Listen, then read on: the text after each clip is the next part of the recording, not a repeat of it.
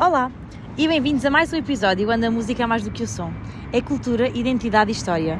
Hoje vamos falar de um clássico da etnomusicologia, o artigo Musical Culture of the Arapaho, escrito por Bruno Nettel em 1955. Mas atenção, este episódio não é só para enumerar factos ou fazer longas descrições chatas e aborrecidas.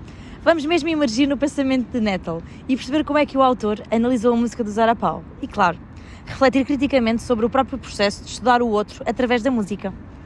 Afinal, será que conseguimos verdadeiramente compreender uma cultura através dos seus sons? E como é que um etnomusicólogo da década de 50 lidava com esta tarefa? Bem, comecemos pelo autor.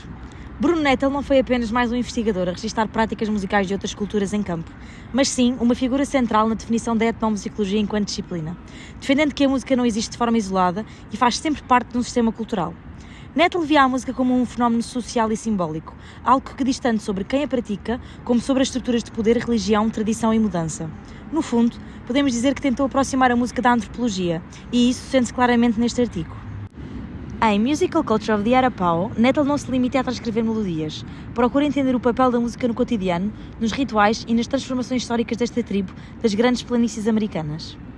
Entrando no conteúdo do artigo, Nettel começa por desconstruir a ideia, muito comum na época, de que a música indígena norte-americana seria homogénea. Pelo contrário, o estudo da música musical dos Arapaho revela uma diversidade interna impressionante. Os Arapaho eram um povo nómada, fortemente marcado pelas suas práticas espirituais e rituais, como o Sundance. Para eles, a música não era um mero entretenimento, era um elemento vital em praticamente todas as esferas da vida. A meu ver, um dos aspectos mais fascinantes que Nettel destaca neste artigo é o processo de composição através da visão espiritual. Jovens que, ao passarem por rituais de privação e introspeção, recebiam música através de visões. Estas músicas eram vistas como sagradas, uma dádiva do outro mundo. Neste contexto, a criação musical não é vista como uma expressão artística pessoal, mas como um canal de ligação entre o indivíduo e o mundo espiritual, onde a música assume o papel da mensagem divina recebida e partilhada com a comunidade. Além disso, Nettel mostra como os Arapaho estavam longe de ser uma cultura isolada. Muito pelo contrário. Mostravam uma grande abertura à troca cultural, incorporando danças e músicas de outras tribos com quem mantinham contacto regular. Entre essas tribos estavam os Cree, um povo indígena da região das florestas do Canadá, e os Dakota, tradicionalmente estabelecidos na região centro e norte dos atuais Estados Unidos. Esta assimilação não se limitou às práticas sociais, mas estendeu-se também ao campo religioso, especialmente com a adesão a movimentos espirituais como o Ghost Dance, um culto que surgiu entre os Paiute, no Nevada, no final do século XIX, que combinava rituais de dança e canto com a esperança profética da restauração das terras e da vida indígena. Outro exemplo é o culto do peyote, originário do sudeste americano e do México, centrado no consumo cerimonial do cato peyote e caracterizado por cânticos repetitivos e meditativos, muitas vezes marcados por influências cristãs devido ao sincretismo religioso adotado. Musicalmente, o repertório dos Arapaho caracteriza-se por diversas particularidades que os distinguem, dentro do panorama das culturas das grandes planícies. Destacam-se as melodias descendentes, frequentemente construídas com intervalos de alguma extensão, conferindo uma sonoridade marcante e expressiva. As escalas mais comuns são tetratónicas e pentatónicas. Embora, no caso específico das canções associadas ao culto do peyote, surjam frequentemente escalas hexatónicas, evidenciando uma diferenciação estilística ligada à função ritual. O canto é monofónico e raramente se verifica qualquer tipo de polifonia ou harmonia, sendo quase sempre acompanhado por tambores ou chocalhos, que sustentam uma forte pulsação rítmica.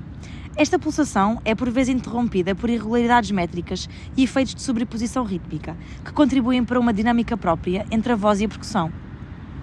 No seu estudo, Nettel propõe uma leitura histórica do repertório, identificando aquilo a que chama de camadas musicais, como se a tradição sonora dos Arapaho fosse construída por estratos sucessivos, acumulados ao longo do tempo.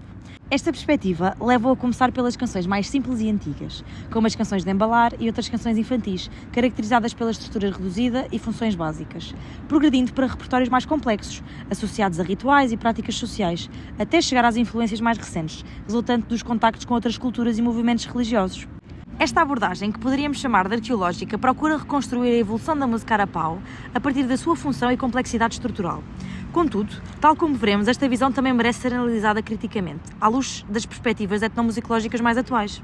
De facto, é importante refletir sobre a forma como Nettel conduz este estudo.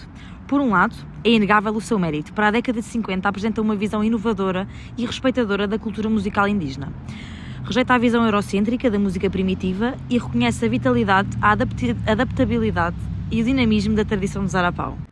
Ao contrário de muitos dos seus contemporâneos, Nettle não encara esta música como um vestígio estático do passado, mas como um fenómeno em constante transformação, capaz de integrar novas influências sem perder a sua identidade. No entanto, quando lemos o artigo com o olhar crítico que a etnomusicologia contemporânea nos proporciona, tornam-se evidentes algumas limitações da sua abordagem, como a tentativa de organizar o repertório em camadas e ordem cronológica, que acaba por refletir uma visão linear e sequencial da história, típica da tradição ocidental, que pode não corresponder à realidade de uma cultura de transmissão oral, onde o tempo é vivido de forma cíclica e onde o passado e o presente se entrelaçam de modo fluido e dinâmico. A análise musical de Nettle, embora rigorosa, permanece ancorada com categorias ocidentais.